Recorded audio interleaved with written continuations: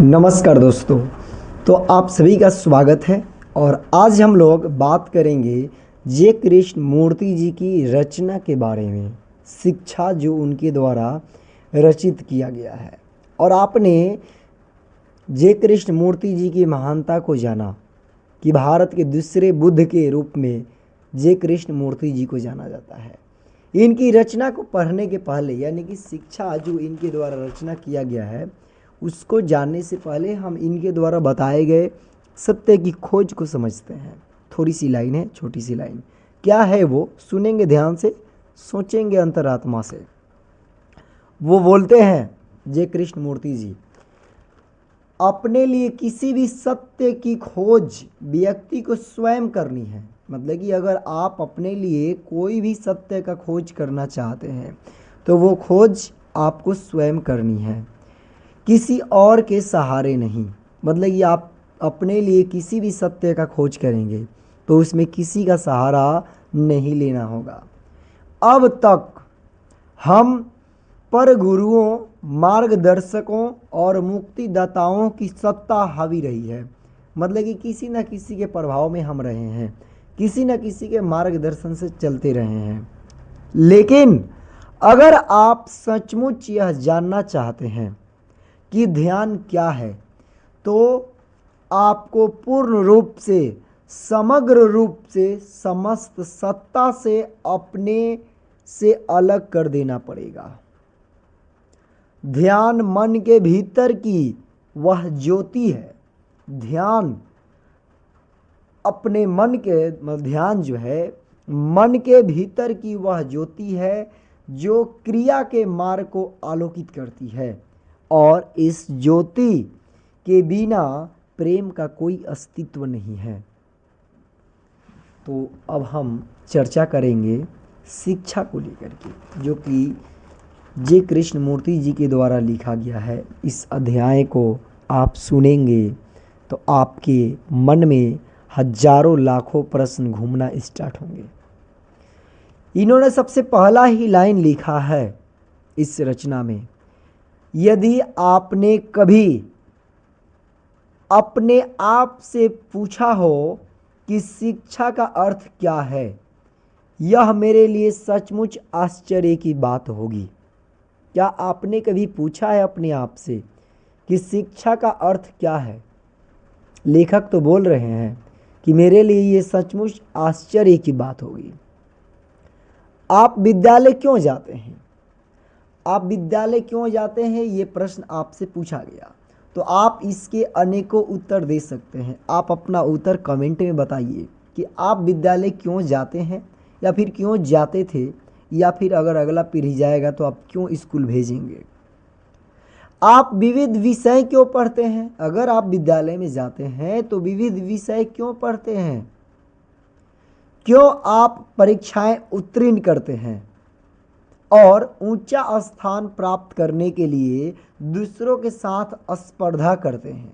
ये सारी जो प्रश्न हैं आपको एक अलग अंधियारा से अंजोरा में, यानी कि प्रकाश में भेजने का कार्य करेगी। आगे सुनेंगे, अभी आपके दिमाग में हजारों लाखों प्रश्न जरूर घूमेंगे। आगे थोड़ा सा हम बात करते हैं, आखिर क्या अर्थ है इस तथाकथित शिक्षा का। मतलब ये जो शिक्षा का बवंडर हमारे सामने है, शिक्षा के लिए सारी समाज जो उतावली है, इसका अर्थ खोजने के लिए हमें निकलना होगा। आखिर क्या तथाकथित है इस शिक्षा का अर्थ? यह सब कुछ क्या है? यह सचमुच अत्यधिक महत्वपूर्ण प्रश्न है, केवल विद्यार्थियों के लिए नहीं अपितु माता पिता के लिए भी, शिक्षकों के लिए और उन समस्त व्यक्तियों के लिए जो वसुधा से प्रेम करते हैं। मतलब ये जो प्रश्न है ये केवल विद्यार्थियों के लिए नहीं है, माता पिता, शिक्षकों और समस्त लोगों के लिए जो वसुधा से प्रेम करते हैं, उन सभी लोगों के लिए ये सारी प्रश्न आवश्यक हैं। शिक्षित होने के लिए हम संघर्ष क्यों करते हैं? और हम आप देखते ही हैं कि शिक्षित होने के लिए धूप में आना, बारिश में आना जाना, आंधी तूफान में आना जाना, पैदल आना, गाड़ी से आना, खान के बिना खाए सारी कष्ट सहन करते हुए भी हम शिक्षित होते हैं। यानी कि शिक्षित होने के लिए संघर्ष हम क्यों करते हैं? हम कुछ परीक्षाएं उत्तीर्ण कर लें, किसी उद्योग में लग जाएं, क्या शिक्षा का बस इतना ही कार्य है? अथवा शिक्षा का कार्य है कि वह हमें बचपन से ही जीवन की संपूर्ण प्रक्रिया को समझने में सहायता करे। मतलब कि शिक्षा का क्या यह कार्य नहीं है कि हमारे जीवन में बचपन से ही लेकर के अंत समय तक सभी समस्याओं को समझने का प्रयास करे, समझने का सहायता करे समझाने के लिए। क्या ये शिक्षा का कार्य नहीं है? कुछ उद्योग करना और अपनी जीविका कमाना जरूरी है। इस बात को ध्यान से सुनेंगे। कुछ उद्योग करना और जीविका कमाना जरूरी है, लेकिन क्या यही सब कुछ है? क्या हम केवल इसलिए शिक्षा प्राप्त कर रहे हैं? निसंदेह केवल उद्योग या कोई व्यवसाय ही जीवन नहीं है। जीवन क्या है?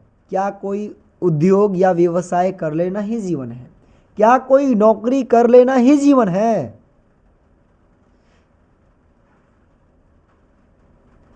जीवन बड़ा अद्भुत है, यह असीम और अगाध है, यह अनंत रहस्यों के लिए हुए हैं। यह एक विशाल साम्राज्य है जहां हम मानव कर्म करते हैं, और यदि हम अपने आप को केवल आजीविका के लिए तैयार करते हैं तो हम जीवन का पूरा लक्ष्य ही खो देते हैं। मतलब केवल हम अपने आजीविका के लिए अपने को तैयार करते हैं तो जीवन का लक्ष्य ही खो देते हैं। कुछ परीक्षाएं उत्तीर्ण कर लेने और गणित, रसायन शास्त्र अथवा अन्य किसी विषय में प्रवीणता प्राप्त कर लेने की अपेक्षा जीवन को समझना कहीं ज़्यादा कठिन है।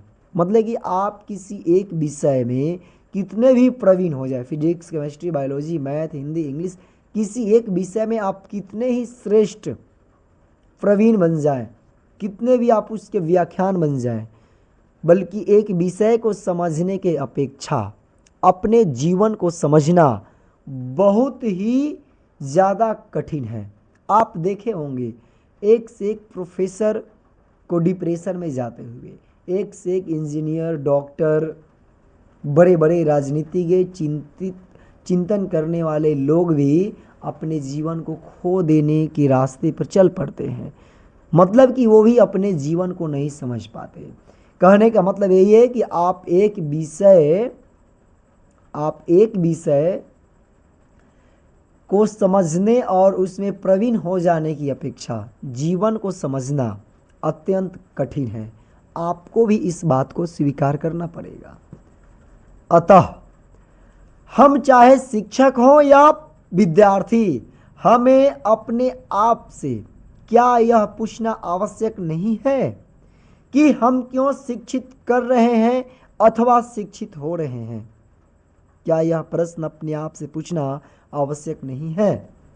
जीवन कितना विलक्षण है। ये पक्षी, ये फूल, ये वैभवशाली वृक्ष, यह आसमान, ये सितारे, ये सरिताएं, ये मत्स्य, यह सब हमारा जीवन है। जीवन दिन है, जीवन अमीर भी, जीवन समुदायों, जातियों और देशों का पारस्परिक सतत संघर्ष है। जीवन ध्यान है, जीवन धर्म भी, जीवन गुण है, जीवन मन की प्रच्छन्न वस्तुएं हैं। ईर्ष्याएं, महत्वाकांक्षाएं, वासनाएं, भय, सफलताएं, चिंताएं, ये सारी हमारी जीवन है। इसको समझना बहुत आवश्यक है, लेकिन समझ पाना बहुत कठिन है। केवल इतना ही नहीं, अपितु इससे कहीं ज़्यादा जीवन है। मतलब इतना ही नहीं है, इससे भी कहीं ज़्यादा जीवन है। लेकिन बहुधा हम अपने आप को जीवन के केवल एक छोटे से कोने को समझने के लिए ही तैयार करते हैं। लेकिन हम अपने जीवन के एक छोटे से कोने को समझने के लिए ही तैयार कर पा रहे हैं। क्या आप इस बात को देख रहे हैं? एक नौकरी करना, या फिर एक दुकान लगा लेना, या फिर कोई अपना उद्योग धंधा कर लेना और उसी में अपने जीवन को बिता देना और यहीं तक आकर के बंध जाना, क्या हमारा जीवन सीमित नहीं हो जा रहा है? अगर आगे हम बात करें, कुछ परीक्षाएं उत्तीर्ण कर लेते हैं, कोई उद्योग ढूंढ लेते हैं, हम विवाह कर लेते हैं, बच्चे पैदा कर लेते हैं और इस प्रकार अधिक यंत्रवत बन जाते हैं। हम सदैव जीवन से भयाकुल, चिंतित और भयभीत बने रहते हैं। मतलब कि हम हमेशा अपने जीवन में भयभीत रहते हैं, डरे हुए रहते हैं, चिंतित रहते हैं। अतएव शिक्षा का कार्य है कि वह संपूर्ण जीवन की प्रक्रिया को समझने में हमारी सहायता करे, न कि हमें केवल कुछ व्यवसाय या ऊंची नौकरी के योग्य बनाए। मतलब कि हमें अपने जीवन को समझना, अपने जीवन के हर समस्याओं को पार करना, हर रहस्य को समझाने का प्रयास करना, मतलब अपने आप में ये शिक्षा का कार्य होना चाहिए। आप ऐसी शिक्षा लें जो आपके जीवन को जीने में मदद दे, आपके जीवन में आने वाली समस्याओं को सॉल्व करे, आपकी हर परिस्थिति से निकलने में मदद करे। वैसी शिक्षा आप ग्रहण करें। शिक्षा का कार्य ये है। शिक्षा का मतलब ये नहीं है कि आप केवल आजीविका के लिए जिएं, केवल एक नौकरी करें और उसी नौकरी में जीवन गुजार दें। आप केवल एक दुकान खोलें और उसी दुकान में जीवन गुजार दें। आप रसोई में रहें और उसी रसोई में आपकी जीवन गुजर जाए, जीवन समाप्त हो जाए, ये शिक्षा का मतलब नहीं है। तो हम लोग अगले वीडियो में और भी बात करेंगे, शिक्षा पर ही चर्चा करेंगे। तब तक के लिए इसको हम